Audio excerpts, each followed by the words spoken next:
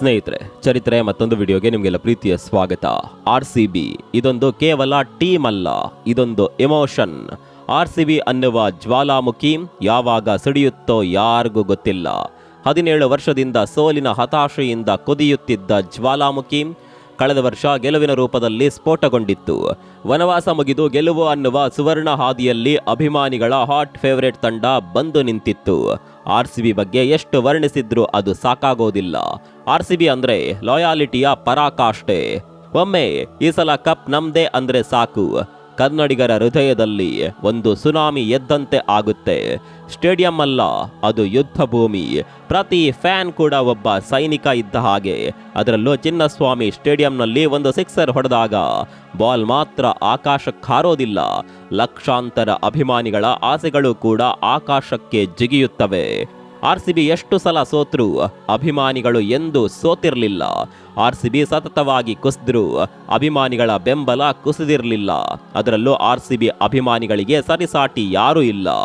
RCB fans ಅಂದ್ರೆ ಬೆಂಕಿ ಮಧ್ಯೆ ನಿಂತರೂ ತಮ್ಮ ಟೀಮ್ಗೆ ಚಿಯರ್ ಮಾಡುವವರೇ, ಸುನಾಮಿಯಲ್ಲಿ ತೇಲಿದ್ರು RCB ಅಂತ ಕೂಗುವವರೇ, ಜ್ವಾಲಾಮುಖಿ ಸಿಡಿದ್ರು ಕೆಂಪು ಬಂಗಾರದ ಧ್ವಜವನ್ನ ಬಿಟ್ಟು ಕೊಡದವರೇ. ಇದೇ ಕಾರಣಕ್ಕೆ RCB ಕೇವಲ ಭಾರತದಲ್ಲಿ ಮಾತ್ರವಲ್ಲ, ಇಡೀ ಜಗತ್ತಿನಲ್ಲಿ ಬ್ರ್ಯಾಂಡ್ ಆಗಿ ಬೆಳೆದಿದೆ. ಇಂತಹ ಅಭಿಮಾನಿಗಳ ಆರಾಧ್ಯ ದೈವ RCB ತಂಡ ಈಗ ಮಾರಾಟವಾಗಿದೆ. 2008ರಲ್ಲಿ ಕೇವಲ 485 ಕೋಟಿಗೆ ಖರೀದಿಯಾಗಿದ್ದ ಈ ತಂಡ ಇವತ್ತು ಬರೋಬ್ಬರಿ 16,600 ಕೋಟಿ ರೂಪಾಯಿಗೆ ಮಾರಾಟವಾಗಿದೆ ಅಂದ್ರೆ ನೀವು ನಂಬಲೇಬೇಕು. ಇದು IPL ಇತಿಹಾಸದಲ್ಲೇ ಅತಿ ದೊಡ್ಡ ಡೀಲ್ ಮಾತ್ರವಲ್ಲ, ವಿಶ್ವ ಕ್ರೀಡಾಲೋಕವೇ ಬೆರಗಾಗುವಂತಹ ವ್ಯವಹಾರ. ಇಂಟ್ರೆಸ್ಟಿಂಗ್ ಸಂಗತಿ ಏನ್ ಗೊತ್ತಾ, 2018ರಲ್ಲಿ ರಾಜಸ್ಥಾನ್ ರಾಯಲ್ಸ್ ತಂಡದಲ್ಲಿದ್ದ ಆಟಗಾರ ಈಗ RCBಗೆ ಬಾಸ್ ಆಗಿದ್ದಾರೆ. ಅಂದು ತಂಡದಲ್ಲಿದ್ದರೂ ಆಡೋದಕ್ಕೆ ಚಾನ್ಸ್ ಸಿಗದ ವ್ಯಕ್ತಿ ಈಗ RCBಯ ಚೇರ್ಮನ್ ಆಗಿಬಿಟ್ಟಿದ್ದಾರೆ. ಅಷ್ಟಕ್ಕೂ RCBಯ ಹೊಸ ಮಾಲೀಕರು ಯಾರು, RCB ಇಷ್ಟೊಂದು ಕೋಟಿಗೆ ಡೀಲ್ ಆಗಿದ್ದು ಹೇಗೆ, ಇನ್ಮುಂದೆ RCBಯ ಹೆಸರು ಕೂಡ ಬದಲಾಗುತ್ತಾ, ಎಲ್ಲವನ್ನ ಡೀಟೇಲ್ ಆಗಿ ತೋರಿಸ್ತೀವಿ ನೋಡಿ.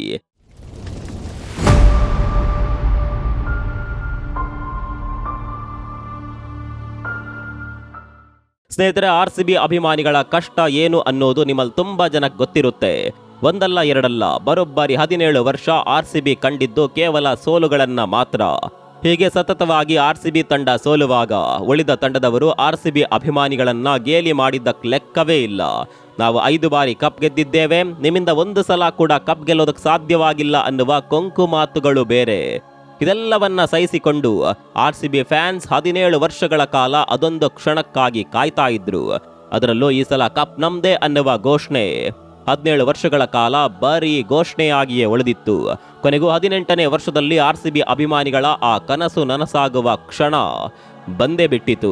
2025ರಲ್ಲಿ ಪುರುಷರ ತಂಡ ತನ್ನ ಮೊದಲ IPL ಟ್ರೋಫಿ ಎತ್ತಿ ಹಿಡಿಯಿತು.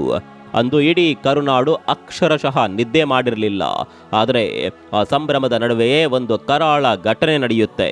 ಜೂನ್ 4, 2025ರ ವಿಜಯೋತ್ಸವದ ವೇಳೆ ಕಾಲ್ತೊಳಿತದಲ್ಲಿ 11 RCB ಅಭಿಮಾನಿಗಳು ಪ್ರಾಣ ಕಳೆದುಕೊಂಡ್ರು. ಮುಂದೆ ಏನೆಲ್ಲ ಆಯ್ತು ಅನ್ನೋದು ನಿಮಗೆಲ್ಲ ಗೊತ್ತಿದೆ. ಈ ಪ್ರಕರಣ ಎಲ್ಲಿವರೆಗೆ ಹೋಯ್ತು ಅಂದ್ರೆ ಚಿನ್ನಸ್ವಾಮಿಯಲ್ಲಿ ಇನ್ಮುಂದೆ IPL ಮ್ಯಾಚ್ಗಳು ಆಗೋದೇ ಇಲ್ಲ ಅನ್ನುವ ಮಟ್ಟಿಗೆ ಹೋಗುತ್ತೆ. ಮತ್ತೊಂದು ಕಡೆಯಲ್ಲಿ ಕೊಹ್ಲಿಯಂತಹ ದಿಗ್ಗಜರು ಕೂಡ ಈ ದುರಂತದಿಂದ ನೊಂದಿದ್ರು. ಇದೆಲ್ಲದರ ಮಧ್ಯೆ RCB ಮ್ಯಾನೇಜ್ಮೆಂಟ್ ಮೇಲೆ ಕೂಡ ಹಲವು ಕೇಸ್ಗಳು ದಾಖಲಾದವು, ಹಲವು ಆರೋಪಗಳು ಕೂಡ ಕೇಳಿಬಂತು. ಹೀಗಾಗಿ ಇಲ್ಲಿವರೆಗೆ RCBಯ ಮಾಲೀಕತ್ವ ವಹಿಸಿಕೊಂಡಿದ್ದ Diageo ಸಂಸ್ಥೆ RCBಯನ್ನ ಮಾರಾಟ ಮಾಡಿಬಿಟ್ಟಿದೆ. ಒಂದಲ್ಲ ಎರಡಲ್ಲ, ಬರೋಬ್ಬರಿ 16,600 ಕೋಟಿ ರೂಪಾಯಿಗೆ ನಿಮ್ಮೆಲ್ಲರ ಪ್ರೀತಿಯ RCB ತಂಡ ಮಾರಾಟವಾಗಿದೆ. ಹೌದು, ಈಗ RCBಗೆ ಹೊಸ ಮಾಲೀಕರು. ಅದರಲ್ಲೂ ವಿಶೇಷ ಏನ್ ಗೊತ್ತಾ, ಈಗ RCB ಬರೀ ಒಂದು ಕಂಪನಿಯದ್ದಲ್ಲ, 4 ದಿಗ್ಗಜರ ಒಕ್ಕೂಟದ್ದು. ಅಷ್ಟಕ್ಕೂ RCBಯನ್ನ ಖರೀದಿ ಮಾಡಿದ 4 ದಿಗ್ಗಜರು ಯಾರು ಅಂತ ಕೇಳಿದ್ರೆ, ಮೊದಲನೇದಾಗಿ ಭಾರತದ ಹೆಮ್ಮೆಯ ಆದಿತ್ಯ ಬಿರ್ಲಾ ಗ್ರೂಪ್, ಎರಡನೇದಾಗಿ ಮಾಧ್ಯಮ ಲೋಕದ ಸಾಮ್ರಾಟ ಟೈಮ್ಸ್ ಆಫ್ ಇಂಡಿಯಾ ಗ್ರೂಪ್, ಮೂರನೇದಾಗಿ ಅಮೆರಿಕದ ದೈತ್ಯ ಇನ್ವೆಸ್ಟ್ಮೆಂಟ್ ಕಂಪನಿ ಬ್ಲ್ಯಾಕ್ ಸ್ಟೋನ್, ಹಾಗೂ 4ನೇದಾಗಿ ಜಾಗತಿಕ ಕ್ರೀಡಾ ಹೂಡಿಕೆದಾರ ಡೇವಿಡ್ ಬ್ಲೆಟ್ಚರ್ ಅವರ ಬೋಲ್ಟ್ ವೆಂಚರ್ಸ್. ಈ 4 ದಿಗ್ಗಜರು ಸೇರ್ಕೊಂಡು ಈಗ RCB ತಂಡವನ್ನ ಖರೀದಿ ಮಾಡಿದ್ದಾರೆ. ಅಂದಹಾಗೆ RCB ಮಾರಾಟವಾಗುತ್ತೆ ಅನ್ನುವ ಸುದ್ದಿ ಹೊರಬಿದ್ದಾಗಲೇ RCB ತಂಡದ ವ್ಯಾಲ್ಯೂ ಎಲ್ಲಿವರೆಗೆ ಹೋಗಿತ್ತು ಅಂದ್ರೆ, ಫುಟ್ಬಾಲ್ ಜಗತ್ತಿನ ಹೆಸರಾಂತ ಫ್ರಾಂಚೈಸಿ ಮ್ಯಾಂಚೆಸ್ಟರ್ ಯುನೈಟೆಡ್ ಒಡೆಯರಾದ ಗ್ಲೇಸರ್ ಫ್ಯಾಮಿಲಿ ಕೂಡ RCBಯ ಖರೀದಿಯ ರೇಸ್ನಲ್ಲಿತ್ತು. ಆದರೆ ಗೆದ್ದಿದ್ದು ಮಾತ್ರ ಬಿರ್ಲಾ ಮತ್ತು ಟೀಮ್. ಅದು ಹಾಗೆ ಇದು ಕೇವಲ ಕರ್ನಾಟಕಕ್ಕೆ ಸೀಮಿತವಾಗಿದ್ದ ಬ್ರ್ಯಾಂಡ್ ಅನ್ನ ಜಾಗತಿಕ ಮಟ್ಟಕ್ಕೆ ಕೊಂಡೊಯ್ಯುವ ಬೃಹತ್ ಯೋಜನೆ. ಇನ್ನು ನಾವು ಆರಂಭದಲ್ಲಿ RCBಗೆ ಬಾಸ್ ಆಗಿರುವ ಕ್ರಿಕೆಟ್ ಆಟಗಾರನ ಬಗ್ಗೆ ಹೇಳಿದ್ವಿ. ಇಲ್ಲಿ RCB ಹೊಸ ಅಧ್ಯಾಯದ ಕಥೆಯ ಅಸಲಿ ಹೀರೋ ಆರ್ಯಮನ್ ವಿಕ್ರಮ್ ಬಿರ್ಲಾ. ಇವರು ಕುಮಾರ ಮಂಗಲಂ ಬಿರ್ಲಾ ಅವರ ಮಗ ಅನ್ನೋದು ಒಂದು ಕಡೆ ಆದರೆ ಇವರ ಕ್ರಿಕೆಟ್ ಪ್ರೇಮ ಅದ್ಭುತ. ಇವರು ಕೇವಲ ಉದ್ಯಮಿಯಲ್ಲ, ರಣಜಿ ಆಡಿದ ಕ್ರಿಕೆಟಿಗ ಅನ್ನೋದು ಕೂಡ ನಿಮಗೆ ಗೊತ್ತಿರಬೇಕು. ಆದರೆ ಇಲ್ಲೊಂದು ಟ್ವಿಸ್ಟ್ ಇದೆ. 2018ರಲ್ಲಿ ರಾಜಸ್ಥಾನ್ ರಾಯಲ್ಸ್ ತಂಡದಲ್ಲಿದ್ದ ಆರ್ಯಮನ್ ಮಾನಸಿಕ ಆರೋಗ್ಯದ ಕಾರಣಕ್ಕೆ ಕ್ರಿಕೆಟ್ನಿಂದ ವಿರಾಮ ತೆಗೆದುಕೊಂಡಿದ್ದರು. ಗಮನಿಸಬೇಕಾದ ಸಂಗತಿ ಅಂದರೆ ರಾಜಸ್ಥಾನ ತಂಡದಲ್ಲಿದ್ದಾಗ ಆರ್ಯಮನ್ಗೆ ಆಡೋದಕ್ಕೆ ಅವಕಾಶ ಸಿಕ್ಕಿರಲಿಲ್ಲ. ಇಂದು ಅದೇ ವ್ಯಕ್ತಿ ತಾನು ಆಡಿದ್ದ IPL ಲೀಗ್ನ ಅತ್ಯಂತ ಬೆಲೆ ಬಾಳುವ ತಂಡದ ಚೇರ್ಮನ್ ಆಗಿ ಮರಳಿದ್ದಾರೆ. ಇದು ಕೇವಲ ಅದೃಷ್ಟವಲ್ಲ, ಬದಲಾಗಿ ಕ್ರಿಕೆಟ್ ಮೇಲಿರುವ ಅವಿನಾಭಾವ ಸಂಬಂಧ. ಆರ್ಯಮನ್ ರಜತ್ ಪಾಟಿದಾರ್ ಅಂತಹ ಆಟಗಾರರ ಜೊತೆ ಡ್ರೆಸ್ಸಿಂಗ್ ರೂಮ್ ಹಂಚಿಕೊಂಡಿದ್ದ ಅನುಭವವನ್ನ ಕೂಡ ಹೊಂದಿದ್ದಾರೆ. ಇನ್ನು ಈ ಡೀಲ್ ನಂತರ ಯುನೈಟೆಡ್ ಸ್ಪಿರಿಟ್ಸ್ ಷೇರುದಾರಿಗೆ ಹಬ್ಬವೇ ಹಬ್ಬ. ಸುಮಾರು 180ರಿಂದ 200 ವಿಶೇಷ ಡಿವಿಡೆಂಡ್ ಸಿಗುವ ಸಾಧ್ಯತೆ ಇದೆ. ಆದರೆ ನಮಗೆ ಬೇಕಾಗಿರೋದು ಇಲ್ಲಿ ಕ್ರಿಕೆಟ್ ಮಾತ್ರ. ವಿರಾಟ್ ಕೊಹ್ಲಿ ಎಂಬ ಬ್ರ್ಯಾಂಡ್ ಈ ತಂಡವನ್ನ IPLನ ಅತಿ ಹೆಚ್ಚು ಫಾಲೋವರ್ಸ್ ಹೊಂದಿರುವ ತಂಡವನ್ನಾಗಿ ಮಾಡಿದೆ. ಈಗ ಈ ಹೊಸ ಮಾಲೀಕರು RCBಯನ್ನ ಕೇವಲ ಬೆಂಗಳೂರಿಗೆ ಸೀಮಿತ ಮಾಡದೆ ರಿಯಲ್ ಮ್ಯಾಡ್ರಿಡ್ ಅಥವಾ ಮ್ಯಾಂಚೆಸ್ಟರ್ ಯುನೈಟೆಡ್ ತರಹ ಒಂದು ಗ್ಲೋಬಲ್ ಸ್ಪೋರ್ಟ್ಸ್ ಇನ್ಸ್ಟಿಟ್ಯೂಷನ್ ಮಾಡಲು ಹೊರಟಿದ್ದಾರೆ. ಅಂದರೆ ಇನ್ನು ಮುಂದೆ RCB ಅನ್ನೋದು ಕೇವಲ ಒಂದು ತಂಡವಲ್ಲ, ಅದು ಜಗತ್ತಿನಾದ್ಯಂತ ಹರಡುವ ಒಂದು ಸಾಮ್ರಾಜ್ಯ ಆಗೋದ್ರಲ್ಲಿ ಯಾವುದೇ ಅನುಮಾನ ಬೇಡ. ಸ್ನೇಹಿತರೆ, ಮತ್ತೊಂದು ಇಂಟ್ರೆಸ್ಟಿಂಗ್ ಸಂಗತಿ ಇದೆ. ಈ 4 ಕಂಪನಿ ಕೇವಲ ಪುರುಷರ RCB ತಂಡವನ್ನ ಖರೀದಿ ಮಾಡಿಲ್ಲ, ಬದಲಾಗಿ ಮಹಿಳೆಯರ RCB ತಂಡವನ್ನ ಕೂಡ ಖರೀದಿ ಮಾಡಿದೆ. ಇದೇ ಡೀಲ್ನಲ್ಲಿ 2 ತಂಡಗಳನ್ನ ಕೂಡ ಬಾಚಿಕೊಂಡಿದೆ.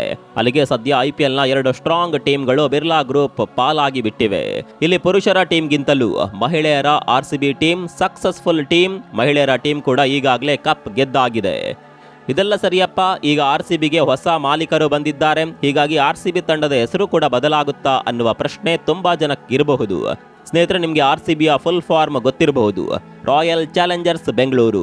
ಇಲ್ಲಿ ರಾಯಲ್ ಚಾಲೆಂಜ್ ಅನ್ನೋದು ಹಿಂದಿನ ಮಾಲೀಕರಾದ ಡಿಯಾಜಿಯೋ ಕಂಪನಿಯ ಬ್ರ್ಯಾಂಡ್. ತಮ್ಮ ಹೆಸರಿನ ಬ್ರ್ಯಾಂಡಿಂಗ್ಗೋಸ್ಕರ ಅವರು IPL ತಂಡ ಕಟ್ಟಿದ್ರು. ಇನ್ಮುಂದೆ ಕೂಡ ಇದೇ ಹೆಸರಿದ್ರೆ ಇದರಿಂದ ಬ್ರ್ಯಾಂಡಿಂಗ್ ಆಗೋದು ಡಿಯಾಜಿಯೋ ಕಂಪನಿಗೆ. ಹೀಗಾಗಿ ಹೆಸರಲ್ಲಿ ಬದಲಾವಣೆ ಆಗುವ ಸಾಧ್ಯತೆ ಇರುತ್ತೆ.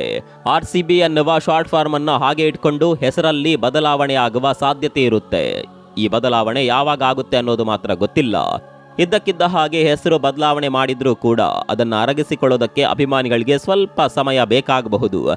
RCB ಅನ್ನುವ ಹೆಸರಿನಲ್ಲಿ ಒಂದು ರೀತಿಯ ಕ್ರೇಜ್ ಇದೆ. ಆ ಕ್ರೇಜ್ ಅನ್ನ ಹಾಗೆ ಉಳಿಸಿಕೊಂಡು ಹೊಸ ಮಾಲೀಕರು ತಂಡದ ಹೆಸರನ್ನ ಬದಲಾವಣೆ ಮಾಡಿದ್ರು ಅಚ್ಚರಿ ಇಲ್ಲ. ಅದನ್ನೇ ಇರಲಿ, 2008ರಲ್ಲಿ ಶುರುವಾದ ಈ ಪಯಣ ನೋವು, ಅವಮಾನ, ಸೋಲು ಎಲ್ಲವನ್ನ ಕಂಡು ಈಗ ಸಿಂಹಾಸನವನ್ನ ಏರಿಕೊಳ್ಳುತ್ತಿದೆ.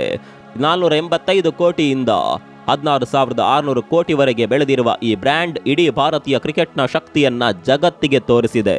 ಹೊಸ ಮಾಲೀಕರು, ಹೊಸ ಚೇರ್ಮನ್, ಬೃಹತ್ ಬಂಡವಾಳ ಇವೆಲ್ಲವೂ ಸೇರಿದ ಮೇಲೆ RCB ಮುಂದಿನ 5 ವರ್ಷಗಳಲ್ಲಿ ಎಷ್ಟು IPL ಕಪ್ಗಳನ್ನ ಗೆಲ್ಲಬಹುದು? ಬರೀ ಹಣ ಬಂದ್ರೆ ಸಾಕಾ, ಅಥವಾ ಈ ಹೊಸ ಆಡಳಿತ ಶೈಲಿ ಅಭಿಮಾನಿಗಳ ನಿರೀಕ್ಷೆಯನ್ನ ತಲುಪುತ್ತಾ? ಈ ವಿಡಿಯೋ ಇಷ್ಟ ಆಗಿದ್ರೆ ಲೈಕ್ ಮಾಡಿ, ನಿಮ್ಮ RCB ಫ್ರೆಂಡ್ಸ್ಗೆ ಶೇರ್ ಮಾಡಿ. ಇಂತಹ ಇನ್ನಷ್ಟು ವಿಡಿಯೋಗಳಿಗಾಗಿ ನಮ್ಮ ಚಾನಲ್ ಅನ್ನ ಈಗಲೇ ಸಬ್ಸ್ಕ್ರೈಬ್ ಮಾಡ್ಕೊಳ್ಳಿ.